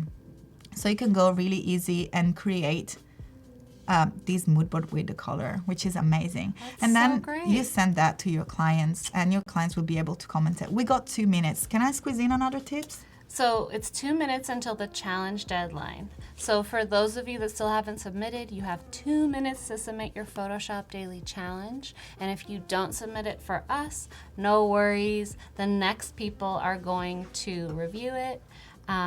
Julia Masalska is up next, and Whitney Anderson as well today. So we have a lot more. And then once we review the challenges, we can go back and talk about this a little bit more. Oh, okay. So That's fine. we have a few more minutes with you. Right, there is something that I would like to show real quick now, and it's literally like a minute. So I would just say, I created 4 palettes because I then will send this file to my clients, and usually I save everything on a PDF by using Command E and exporting the file. And once I receive it the back with my clients leaves comments. Now you can get the comments in your InDesign. So in the past I had to have 2 windows, take notes, probably gonna miss something. All you gotta do now is hit window menu, and then you go on PDF comments, and oh, it's already there, but Exactly what I want. yeah. So basically at the moment the comments are there, but there is a button here. Let's see if we can, here we go, import PDF comments. So all you do is import. So this is like the document that the client sent me with all the comments is a PDF. All you do is import the comments, and you get the comments there. And if you hit W and you go out from preview mode, you actually be able to see where the comments are. So, and you can tick them, you can delete them. So that's, again, like mind-blowing. I think it was really cool. worth showing that, because you don't have to take notes, you're not going to miss any comments, and you can see them straight, and you can edit them straight. Like, for example, if there is something that she doesn't like, oh my gosh, she didn't even like that Versace logo. So what can I do? I can just hit my mood board and get rid of it. So that's so useful. I think that I hope that all these tips, guys, you'll find it useful, and they're going to help you with creating your mood boards, and you've got a general idea on how to translate all your client concept and core values into images, ready to build a brand, which is what we're going to do tomorrow. Perfect. So 10 more seconds. For those of you that haven't joined earlier and didn't see the Photoshop Daily Challenge, you can watch the replay. You can also watch the replay of our stream here. I'm Ari, this is Kladi. Hello. We've been here since about an hour and a half now, and there's so much more today. So just stay tuned on Adobe Live. Yeah. So the challenge deadline has come. And the next thing we're going to do is just review those game night invitations that we got from you. And I'm just going to keep refreshing so I know that I've gotten everything, because sometimes I miss the ones that got last in. minute. I'm a last minute submitter myself, so I really hope that people we refresh. all understand the last minute submission. Okay, I think I have everything. So here's the gallery here on WooBox. We have a few to look at. And oh, look how cool. this is the first one from Brian. Whoa. I love how it's loading. It's like, Oh, whoa. beautiful. Okay, game night. All pets welcome, humans tolerated. Let's see what it says That's here. funny. That's so exciting. I really love the color palette. I think it's done a great job of integrating what is called the control. Yeah, the control. console. But it's also not overpowering. So you get all the color, bringing the fun of it, and you got a little bit of think of a outside glow as well. So like just give you the idea neon. of the screen. But I really, really love the two birds behind the console. So it just gives you the idea that there is like the reality comes in out from the game. I find it really exciting, and I love the contrast. Like, I'm a very big fan of colors against black background, so I'm a particularly big fan of that. And I love bring your own pizza. If you look at Kladi's work, she has a lot of this. Her plant work is this kind of color palette against a black background. So you're totally tugging at her heartstrings here. Yes, absolutely. I love this. It's beautiful. It's so like the moody blue and the bright pink. It's very, very beautiful. Yeah. So well done with that one, Brian. The next one here is from Felix. Okay, that's really interesting. So it's actually used, it's actually mocked it up into an invite. That's a very interesting take on it. So I really like when you actually use your design within an environment. They actually communicate what the design is. So we clearly have an idea that that's an invite because it comes in an envelope. I think that's a very, very, very clever use of it. In what I say. Yeah, it's so much easier for someone to visualize receiving this when they see it with hands and an envelope. Yeah. The only thing I would say is that it looks like your text is, well, they're older. The title is left-leaning, so it looks a little stretched. Maybe you want to make sure that you're keeping everything in proportion and not stretching your type out. And probably to give an advice, because you got such a, like, I think that's a card texture behind, which is really clever. I will probably don't use outline on the text, just because it kind of competes with the background. Yeah, so like here with the equals sign. Yeah, it takes away a little bit of the text. It's hard to read. Well, you use yellow, which is a really nice contrast. I would just leave the yellow, and as you see on the red, I think that there is no outline there. It looks much more neater. Yeah, here. Yeah, so I would just keep everything with no outline if that's something that you want to go Yeah, try that out. But I think that's such an amazing take to go with the invite. It looks super professional the way you mocked it up, which is great.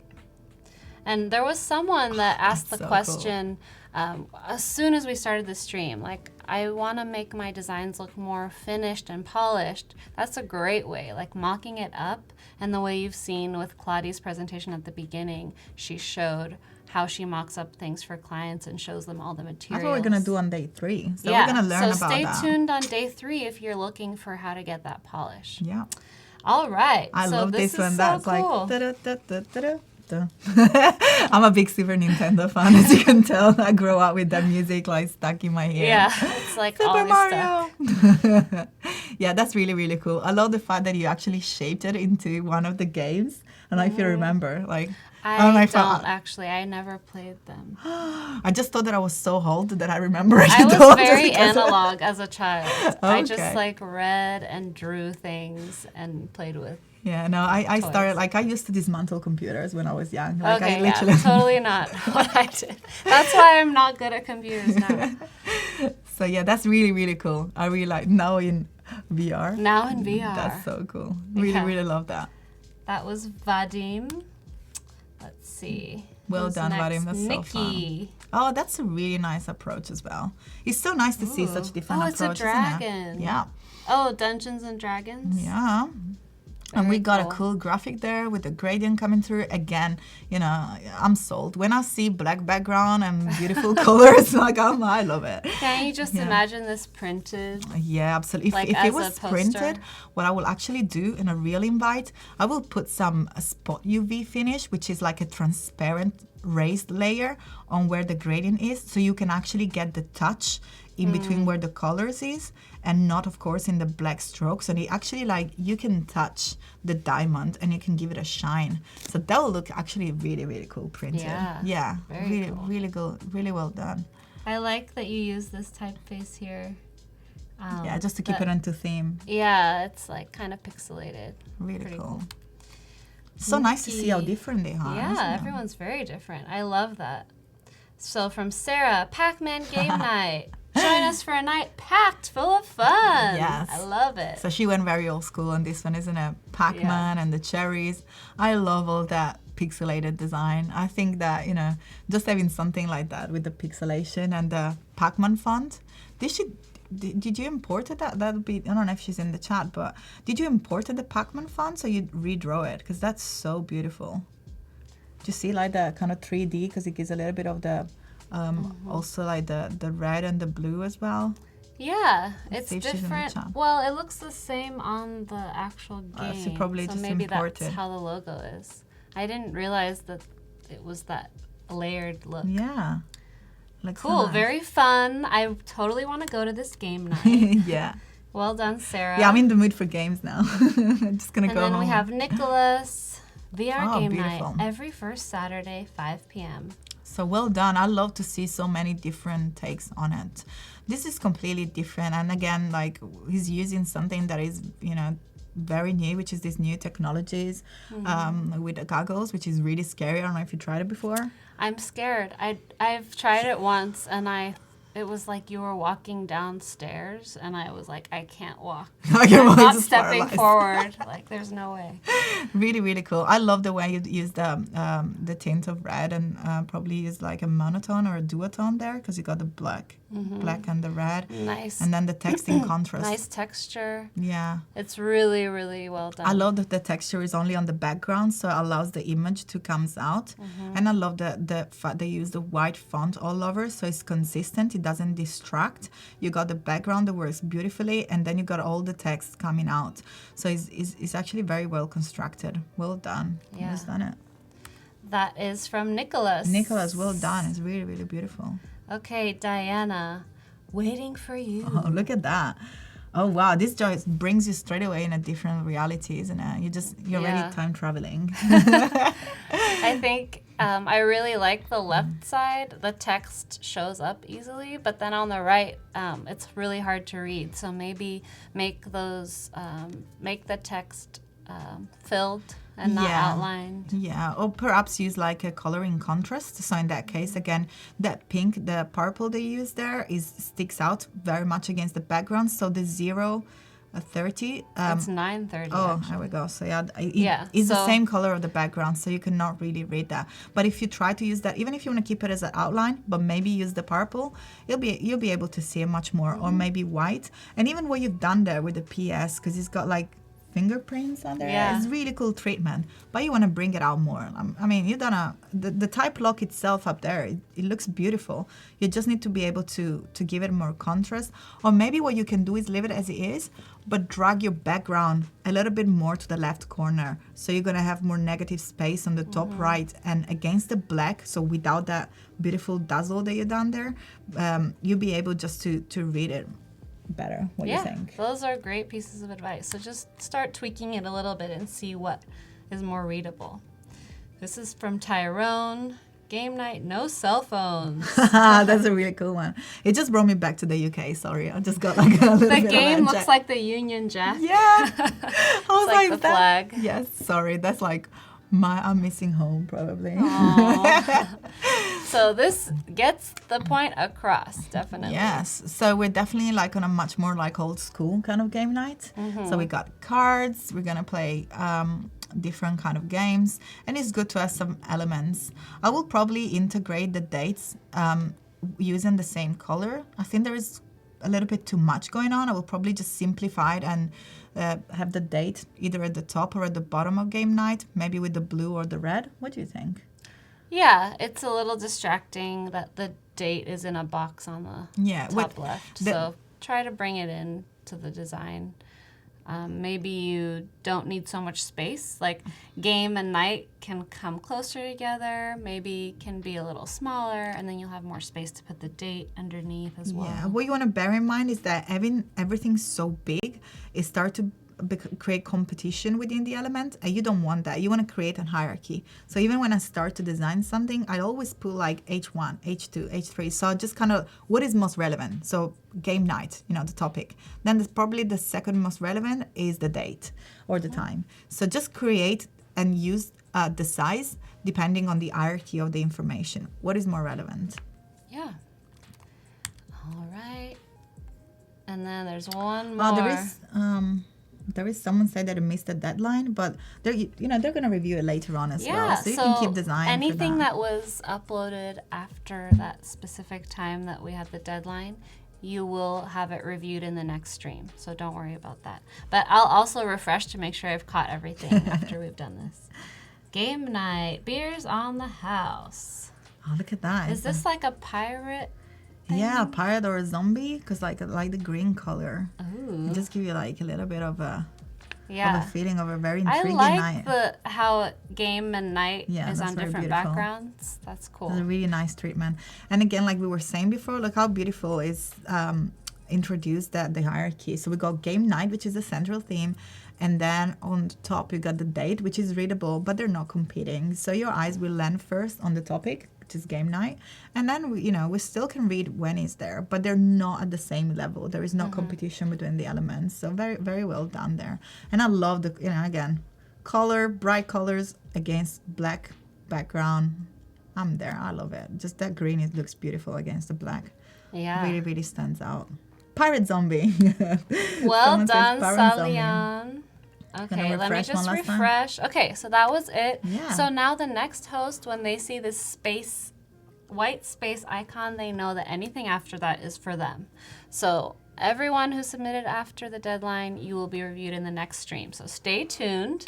But thanks everyone who submitted. You did such a great job. Yeah, amazing. They look I loved amazing. seeing how different everything is. Yeah, that's the beauty of it, and I found it inspiring myself because you could, look how many different takes. The best part is that none of you did the same thing that Kathleen did, because I saw her finished product and they took their own take. Yeah, totally different. And the mocking up, amazing, really well done, guys, because you didn't have much time, so.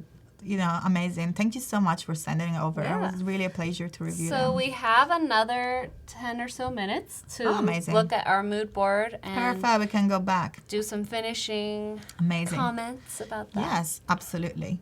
So perhaps what we were doing here, the last thing that we were doing were the PDF comments.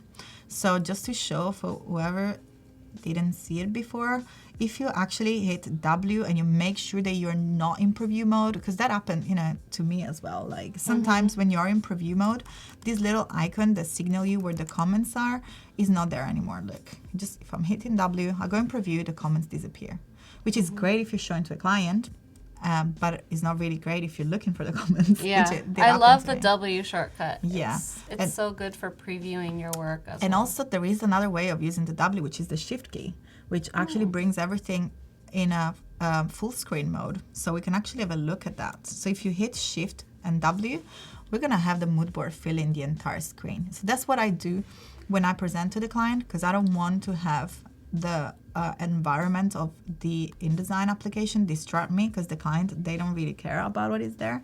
That's for more technical use. So just by simply hitting the Shift W, you go in and out of the app. So you have these different preview modes. Otherwise, for yourself, just to see, get rid of the bleeds and just see how the page is going to look like, you just hit the preview mode. And something that I would like to show you as well is the pasteboard, because it's really rare that I keep the pasteboard this color, because I use a lot of white text. Again, I love contrast against dark background, and that's actually how usually my page is set. So if you go in InDesign Preferences and you go to Interface, you can actually select the pasteboard to match the color of your theme. So in this case, I like to keep it like as dark as possible. So if you can see here on the screen is dark. Otherwise, if you are happy having a white pasteboard, but you like the darker interface, all you have to do, go into your preferences, interface, and untick match pasteboard. So you see, you're still gonna have a dark interface, but your pasteboard, which is the space around your artboard, around your page, it stays white. So this is totally up to you. I've never seen that. Yeah, that's a really cool way of setting up, because some people really like different interface, but they still probably like their pasteboard to be white. I'm the opposite case, but that's totally up to you the way you use it. So do we have a few more minutes to talk about our mood boards? Yeah, we have a couple more. So something that 10 more minutes. 10 more minutes, yeah, let's go. Plenty of time. So something that I like to do just to kind of finish off and to make sure that we got all the elements that we will need tomorrow, I like to select some typography. So we already done our color palette over here. Again, please let me know if you're interested in having this little template. I'll be very happy to share it with you. So Yeah, I think everyone wants it. yeah, so I'm just gonna upload this on my Behance profile after the stream. So Okay, yeah, great. so you'll be able to use it, and it's just a vector file. But I just find it very useful because we've seen, especially with Adobe Color, the fact that you have this mind-blowing way of selecting palette from your mood board. All you gotta do is again select your rectangle and then click in the color, and that's, you know, it's just mind-blowing the way that it changes. And you got your palette there, ready to be reviewed for your client. So another page that I like to include in my mood boards is the typography. So you could either find the typography with fontadobe.com like we did, or by using Capture with a text panel, or simply by looking on your font book.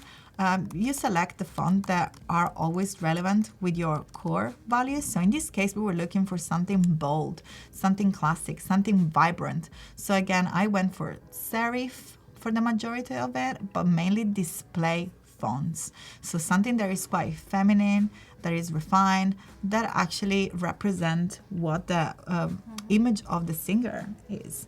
And some of the elements of the font are usually very fun because we will see how we can actually break the font apart, and we can use the font into the design as well.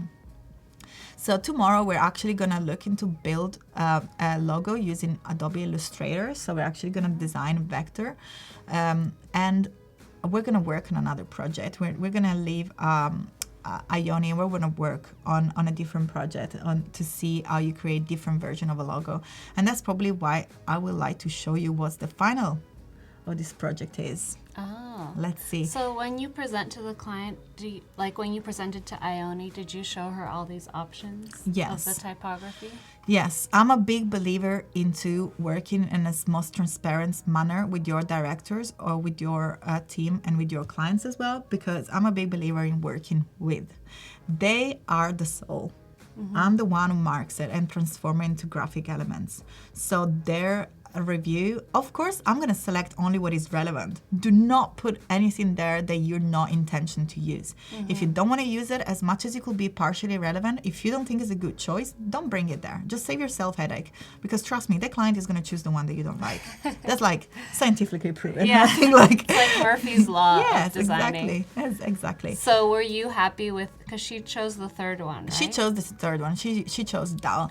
We had a little bit of tweaking because it wasn't bold enough. And you know, because if we go back to the main values, we wanted something to be dramatic, and that wasn't dramatic enough. As much as it was classy, and remember, it kind of like reminded us of like Bulgari or some like some rings. So you got the square, and I It also looks like it could be like made out of gold or something. Yeah, like so metal. that's what we want, something like bold, shiny, classic.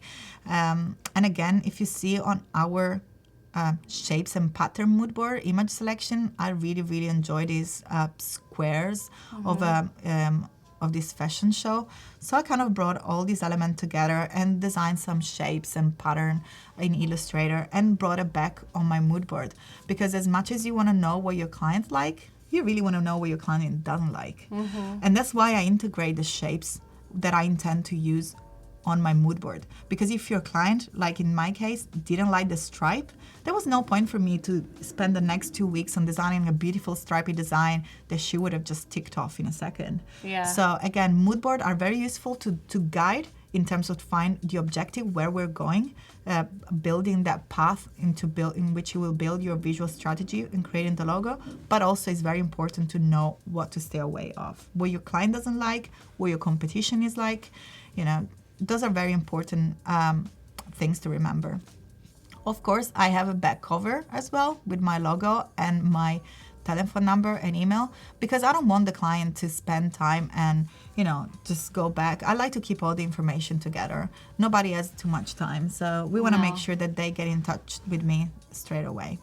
So those are elements of the final logo, which are actually integrated in the photo shoot, in our website. And that's something that is probably like a signature of what my studio does. Let's go in preview mode with Shift W so we can look at this final piece. Oh, Oh, that's great. So this is what she currently has as her brand? Yeah, that's her current branding. This behind me is actually her new album, and that's like probably a worldwide preview because she's gonna launch this month. Oh, so this nice. is like, yeah, this is one of our new album called The Tide is Change, and that's our final artwork. So again, as I was saying, probably one signature of the way that we work in the studio is to create composite brand. As you can see on the very top, the main brand, which is this one over here, it's got all the elements. And then what you can do, you can deconstruct it. And you can actually make it relevant on different elements of stationery, of the website. You can use it by itself. You can use it on a square. You can use it all together if you got a big enough space in which you can have a lot of details. Or you can just have one element of the brand, which is just the ring, which is almost work like a crown for her. That's her while she's touring. You see the energy and the vibes, and she's always there entertaining public. So you need a brand to make sure that represents that statement that she makes when she performs. I'm just probably going to show you that real quick. Do we have a second? We have 3 minutes. Perfect.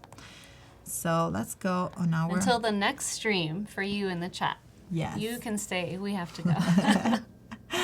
So if we go back on our folders and we go into extra, I actually put a little bit of the forward stage. So the actual second stage after the mood board, that's what we're gonna do tomorrow. So tomorrow we're gonna see how to create logos and how to put it into presentation for your clients, and we're gonna create different variation. As you can see, all the elements, we still have our values here. So we're gonna carry that out all the way through the end until they disappear, and the logo will be the one projecting them. Because that's the whole idea of creating a brand. And that's why we started from the mood board, because we need to translate their words into images.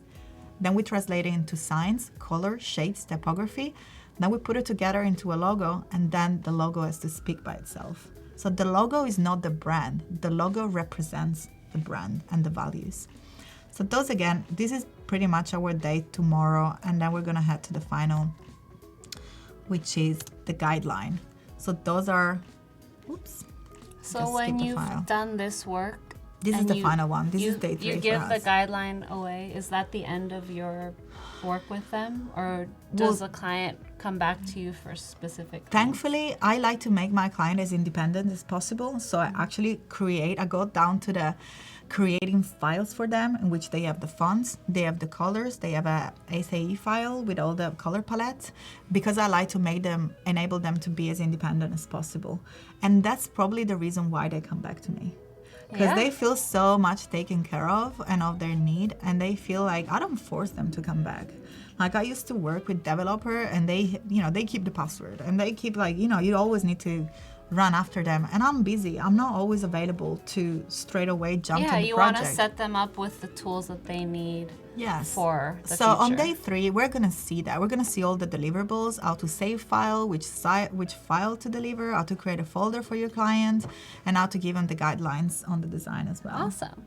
So we're wrapping up now. So thank you everyone for joining, and you should stay on because next we also have another live stream and another one after that. More ladies. So Julia Masalska is up next, and you'll be able to see her project. So stay tuned.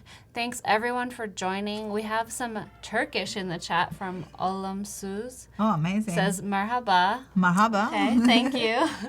Thank you for everyone who asked their questions, and we'll be here tomorrow. So we're going to continue our branding projects. More tips coming. You guys are very welcome. I can see someone say thank you for the tips. You're very welcome. Really hope that will be helpful. And again, feel free to keep asking questions even tomorrow. I'll be very happy to show more tips. And thank you so much, Hari. Of course. We'll see you tomorrow.